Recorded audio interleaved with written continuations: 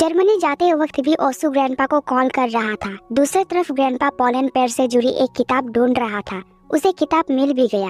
फिर ओसु ने तो जर्मनी जाने से मना कर दिया। जिस रास्ते से वो गुजर रहा था उसी रास्ते से यूरी भी गुजर रही थी। दौड़ते दौड़ते ओसु यूरी की पैर के पास जा गिरा। यूरी ने संभालने की कोशिश की। ओसु बेहोश हो चुका था। उस तरफ किताब देखने के बाद ग्रैंडपा ने पोलैंड पेड़ को बचा लिया। इसे बचाते हुए ग्रैंडपा का शक्ति कम हो चुका था। जैसे ही पैर ठीक हुआ दूसरी तरफ ओसु को भी होश आ गया। जैसे ही उसका आंखें खुला उसने ग्रैंडपा का नाम लिया और तुरंत घर के लिए निकल गया। यूरी हैरान हो गई कि ओसु ने उसे ग्रैंडपा बोला। आखिर उसने ग्रैंडपा ही क्यों बोला, ग्रैंडमा क्यों नहीं? फिर ओसु घर पहुंचा। ग्रैंडपा ने पूछा वापस जिंदा होकर ओसु को कैसा लग रहा है। पता चला ग्रैंडपा ने उसे जिंदा किया। इस पैर को जिंदा रखना है लेकिन अब ग्रैंडपा के पास शक्ति नहीं बचा है। इसे आगे जिंदा रखने का जिम्मेदारी ओसु का है, लेकिन ओसु इस काम के लिए तैयार नहीं है। उसे लगता है वो ये नहीं कर सकता, साथ ही वो करना भी नहीं चाहता। ग्रैंडपा ने बताया उसके पास और शक्ति नहीं है, आगे वो इस पैर का रक्षा नहीं कर पाएगा, इसलिए ओसु खुद को इस काम के लिए तैयार कर ले। फिर ओसु रूम में चला गया। ग्रैंडपा ने जाकर देखा ओसु लेटा हुआ है, इसलिए अंदर ना जाकर उसने दरवाजा बंद कर दिया। उसने गाना को भी घुसने नहीं दिया। गाना ओसु को जगाना चाहता था लेकिन ग्रैंडपा ने मना किया और थोड़ा डांट लगाया। फिर ओसु खुद को शांत करने के लिए खेलने चला गया। उसका जिंदगी आसान नहीं है, जैसे भी करके उसे पैर का जिम्मेदारी लेना ही होगा, नहीं तो पैर के साथ वो और ग्रैंडपा भी मर जाएगा। जब वो वापस लौटा तब गाना ने पूछा ओसु खेलने गया था है ना, लेकिन ओसु ने कोई जवाब नहीं दिया। दूसरी तरफ यूरी वेंडिंग मशीन से कॉफी पी रही थी। उसने देखा कैफे काफी दिनों से बंद है। उसे लगा ओसु कुछ ज्यादा ही बीमार होगा। रात के वक्त ओसु ने कॉल करके बताया वो अब काम के लिए रोज नहीं जा पाएगा, अब वो बस हफ्ते में एक बार जा पाएगा। फिर गाना ग्रैंडपा के गोद में सिर रखकर आराम से खा रहा था। ग्रैंडपा ने कैफे के अंदर और बाहर कैमरा लगा रखा है ताकि वो आते जाते लोग और ओसु ठीक से काम कर पा रहा है या नहीं ये देख सके। अंदर की नजारा को वो देखे उससे पहले ही ओसु ने कैमरा कवर कर दिया। जब ग्रैंडपा ने पूछा क्या ओसु सब काम ठीक से कर पाएगा तो गाना ने कहा नहीं, ओसु नहीं कर पाएगा। अगर ओसु की तरह शक्ति उसके पास होता तब वो क्या क्या करता, वो यही सब ग्रैंडपा को बताने लगा। लेकिन ग्रैंडपा उसे ओसु पे नजर रखने भेजने लगा। पहले तो उसने मना कर दिया लेकिन दूसरी बार में मान गया। फिर वो कैफे पहुंचा। वो जानना चाहता था आखिर ओसु ने कस्टमर को कौन सी कलर की पोलन दिया है। पता चला ओसु ने कुछ भी पोलन नहीं दिया है क्योंकि उस लड़की की आत्मसम्मान बहुत कम है। तो गाना कहने लगा ओसु यूरी के वजह से पोलन नहीं दे रहा क्योंकि उसे लगता है कि उसी के वजह से यूरी की ब्रेकअप हो गया। गाना ने कुछ और भाषण सुनाया और उसने ये भी बताया कि उसने ग्रैंडपा से कहा ओसु का कोई भी करीबी दोस्त नहीं है।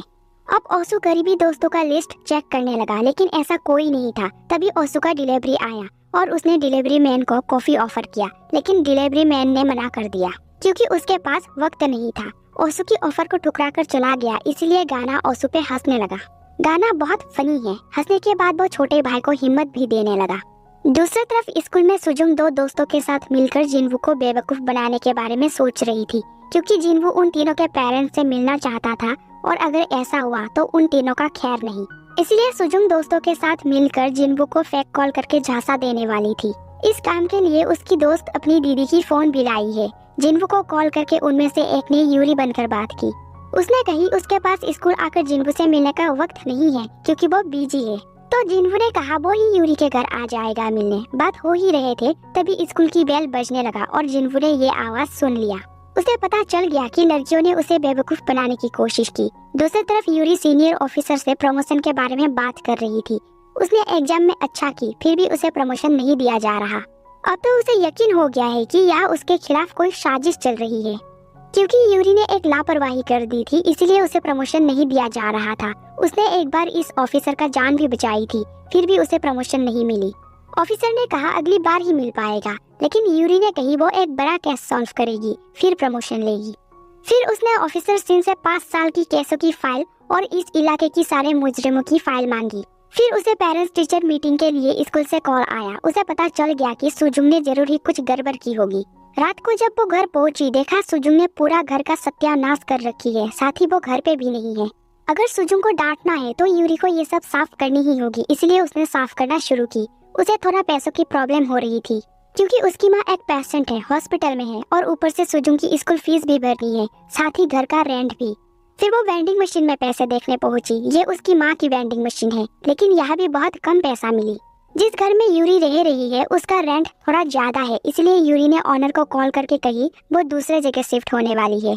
फिर वहाँ ओसू पहुंचा। उसने वेंडिंग मशीन में नोट चिपका कर रखा था जहाँ उसने लिखा था कि वो वेंडिंग मशीन को यहाँ से हटा देगा।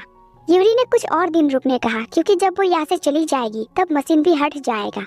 जाते जाते ओसू ने पूछा क्या यूरी के पास जूता नहीं है, क्योंकि यूरी ने चप्पल पहन रखी थी। घर में ग्रैंडपा के साथ गाना को भी एक्सरसाइज करना पड़ रहा था। फिर ओसू घर पहुंचा। पता चला कैफे के सामने जो घर है वहाँ जो लड़की रहने आई थी वो घर छोड़ने वाली है, यानी यूरी के घर का ओनर ग्रैंडपा है। लेकिन अब उस घर को गाना अपने लिए मांगने लगा। अगले दिन कॉल करके बुलाया तो यूरी ग्रैंडपा से मिलने पहुंची। ग्रैंडपा को यूरी का डिपॉजिट वापस करना है, वो कुछ दिनों में कर देगा। अब यूरी को नहीं पता ये ओसू का ग्रैंडपा है। उसने ओसू को थैंक्स कहने कही, लेकिन अब ग्रैंडपा ओसू का तारीफ करने लगा।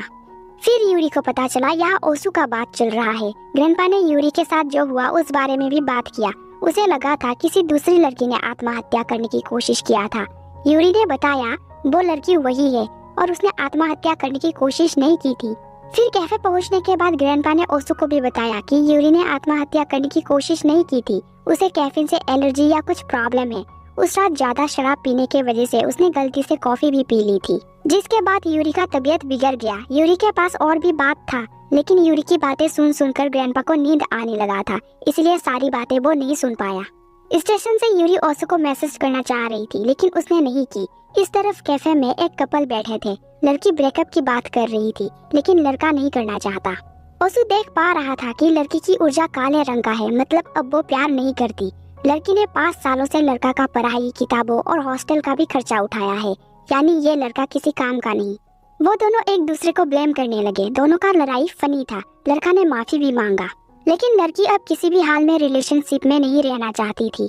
आखिर में लड़का कैफे के सामने मौजूद बिल्डिंग में जाकर मरने के लिए चढ़ गया। असल में उसके अंदर मरने की हिम्मत है ही नहीं। फिर पुलिस को कॉल किया गया। ओसू ने लड़का को समझाने की कोशिश किया, लेकिन लड़का ने कहा वो यहाँ से मर के ही रहेगा और ओसू के बिल्डिंग का नाम मिट्टी में मिला देगा। ओसू को फर्क नहीं पड़ता उसके बिल्डिंग का नाम मिट्टी में मिले या कुछ और। उसने समझाया और लड़का को कहा लड़का का गर्लफ्रेंड नीचे बहुत परेशान है, उसके इंतजार में है। लेकिन जब लड़का ने नीचे देखा, लड़की नीचे थी ही नहीं, वो जा चुकी थी। ओसू ने फिर समझाया। फिर पुलिस पहुंच गई, क्योंकि उस इलाके में यूरी का घर है और पुलिस स्टेशन में दूसरे पुलिस नहीं थे, इसलिए इस काम को सॉल्व करने यूरी को भेजा गया। यूरी ने कहा वो लड़का के साथ नीचे गिरने को तैयार है। उसने अपनी लाइफ की दुख बताई कि उसके बॉयफ्रेंड ने उससे ब्रेकअप कर लिया। 8 साल पहले उसी के वजह से उसका बाबा मर गया। उसकी माँ को सदमा लगा, वो बेहोश हो गई और अब वो हॉस्पिटल में है।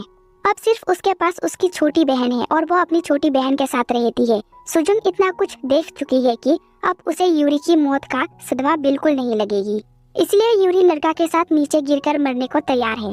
लेकिन लड़का ने यूरी को ऐसा करने से मना किया और यूरी के कहने पर वो नीचे उतरने को तैयार हो गया। फिर जैसे ही लड़का को पता चला यूरी एक पुलिस ऑफिसर है, उसने नीचे उतरने से मना कर दिया। वो फिर से नीचे कूदने के बारे में कहने लगा और उसी को बचाते हुए फिर एक बार ओसू और यूरी के साथ घोटाला हो गया। फिर लड़का को स्टेशन ले जाया गया, साथ ही ओसू भी था। ओसू को चोट लगा था, इसलिए यूरी ने उसके लिए दवाई खरीदा। ओसू को अपने चोट के बारे में पता ही नहीं था। यूरी ने दवाई लगा दी, फिर उसके पेट से गुड़गुड़ की आवाज आने लगी।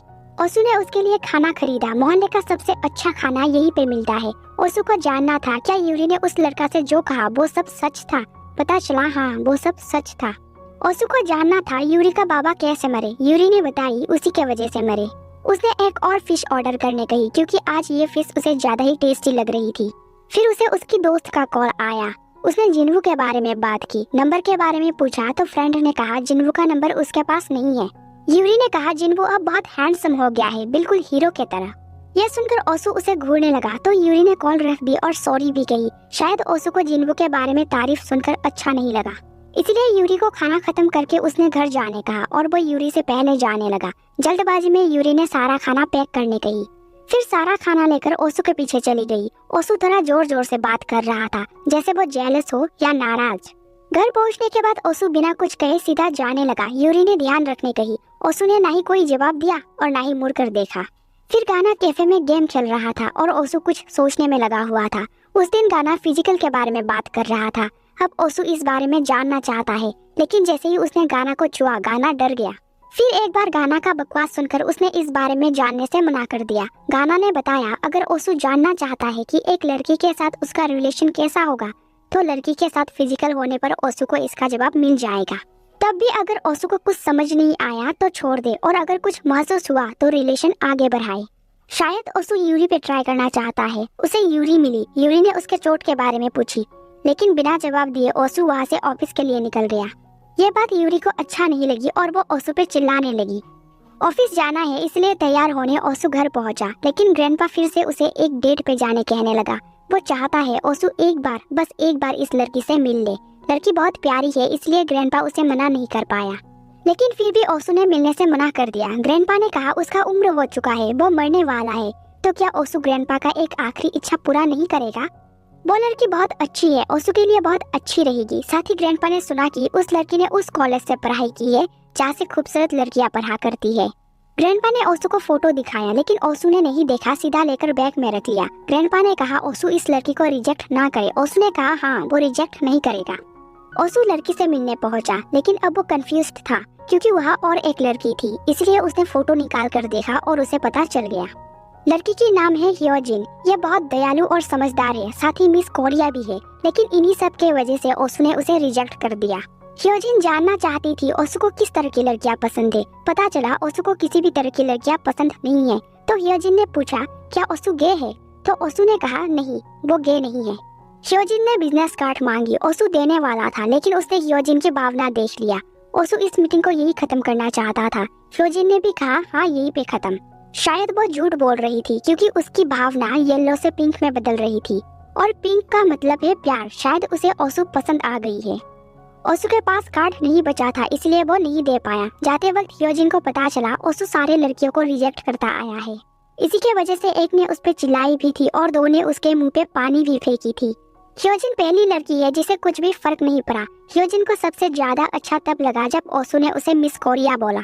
उसे लगती है कि ओसु को वो खूबसूरत लगती है। अब ह्योजिन चाहती है वो दोनों जब दोबारा मिले तब साथ खाना खाए। रात के वक्त कैफे में एक इंसान आया और ओसु ने उसका भावना देख लिया। वो इंसान कुछ तो गड़बड़ करने के बारे में सोच रहा था।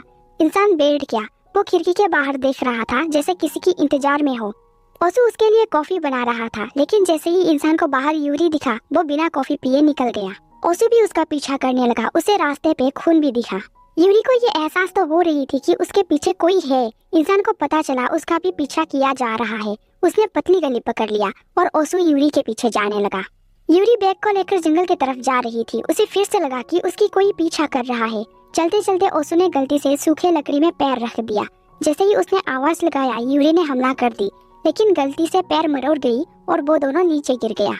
यूरी उठना चाहती थी लेकिन ओसु रोक रहा था। उसे गाना का फिजिकल वाला बात याद आ रहा था। गाना ने कहा था कुछ समझ नहीं आया तो छोड़ देना और अगर कुछ महसूस हुआ तो रिलेशन को आगे बढ़ाना। अब ओसु यही महसूस करने की कोशिश कर रहा था, लेकिन सिचुएशन अब फनी बनता गया। चैनल को सब्सक्राइब और वीडियो को लाइक जरूर करें।